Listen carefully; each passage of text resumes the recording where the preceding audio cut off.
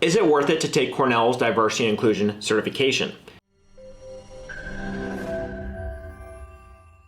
Hey friends, Josh here, founder of HR University, and in this video I'm going to do a review of the Diversity and Inclusion certification by Cornell. And diversity and inclusion strategies must be incorporated in the workplace so that everyone will know that your company carries a healthy and great relationship with current and future employees.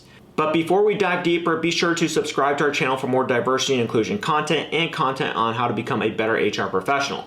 The certificate from Cornell University on diversity and inclusion gives skilled individuals a chance to achieve personal development and organizational performance.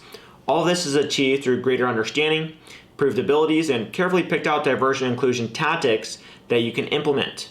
So Cornell University offers 1 year free discussion webinars and also provides a whole year of free symposiums to listen to within this course. And by applying for a university certificate, you also get a chance to participate in activities that include a week of Zoom meetings with Cornell specialists and academics. And last part of the course is that it covers 4 unique sessions. Each is about 2 weeks of learning and about 3 to 5 hours of participating and engaging. They take into account discussions including equality, unconscious prejudice and bias, support, participation management, and discussions about multiculturalism. The symposiums are held at various periods throughout the year. And just to clarify, it doesn't exactly come at a cheap price. The price tag to get the certificate is $3,600. It's definitely expensive considering you get similar content from HR University or AIHR for a fraction of that cost. You can find links to these in the description below this video if you want to go check out alternatives. All the sessions to the certification by Cornell are online, and there's a professional instructor leading each session. The first session of the course is about increasing your participation and engagement in a working environment. As Cornell University points out from a study, only around 11% up to 19% of employees actively participate in a working environment. And that's why they show you the core factors of participation and engagement. The themes they cover here include evaluating important differences in involvement, enjoyment, and dedication. Examining if the staff shows signs of low involvement.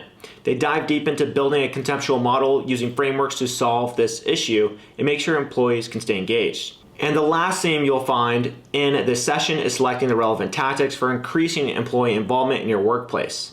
Now let's talk about the second session, which is all about unconscious bias. This session helps you resolve unconscious bias by recognizing sensory and cognitive factors that influence how your employees engage with coworkers who are culturally distinct from them. The course lets you navigate how the behavioral factors that enable rational conclusions affect the work ethic of your team members and employees. You'll learn how experts may improve the working methods to the best of their potential. And some other parts of this session focus on determining which diversity aspect is the most important one, something that is done in every single company.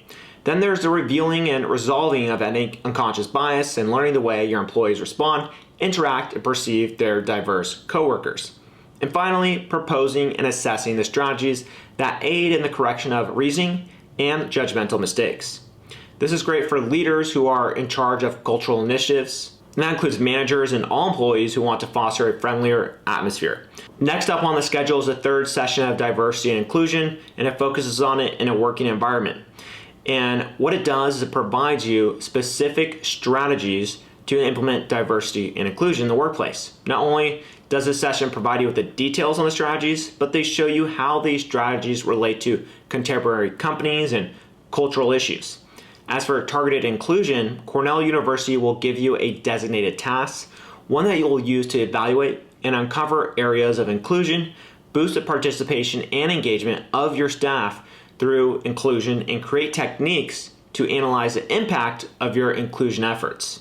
And when this session is finished, you will have the chance to create a final presentation on the topic. Aside from learning the key differences between diversity and inclusion, you'll also get critical information about prejudice and biases.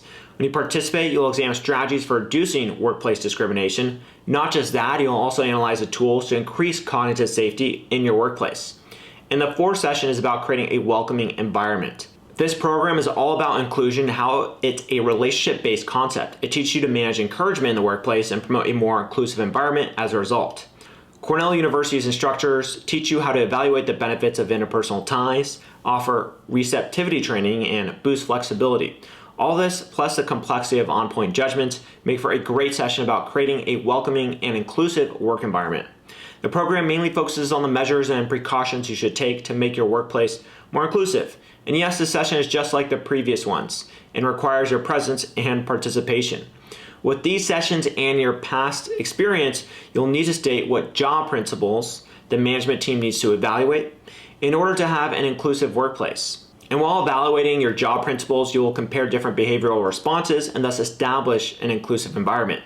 And this session dives deep into the topic of investigating the methods that enable everyone to follow the ethical guidelines. And finally, let's talk about Cornell University's symposiums to attend throughout the year. The university symposiums are all done online via scheduled Zoom sessions. They include 3 live sessions where you can tackle important issues within a working environment. This includes present and future problems. There's also a chance for you to interact with colleagues and Cornell professionals, as well as other communities. Plus, you'll get the chance to attend observations and conversations in smaller groups and boost your skills as a result. Additionally, you'll evaluate your personal observations and opinions on diversity and inclusion.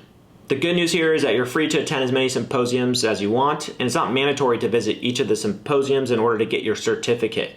You'll get details about the forthcoming events after you register for the classes.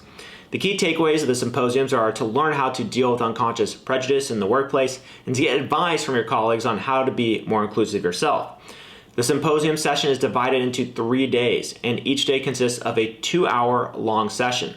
Again, Cornell University's diversity and inclusion sessions is one of the more expensive options out there. But as you can tell, it does offer a ton of benefits. But I do recommend doing your research, as other programs offer the same amount of value and are less than 1/3 of the price, such as what AIHR and that of HR University offers. With that said, it's still a great option if you're looking to jump in the field and become more of a subject matter expert here. And there we have it. In this video, we covered most of the information about Cornell University's diversity and inclusion certification, and I hope you have a better understanding of whether you want to take their certification. And if you do, make sure to go ahead and like this video and subscribe to our channel so you can get updated on all our future HR content and content on diversity and inclusion. And I'll go ahead and see you in some of our following videos. Cheers.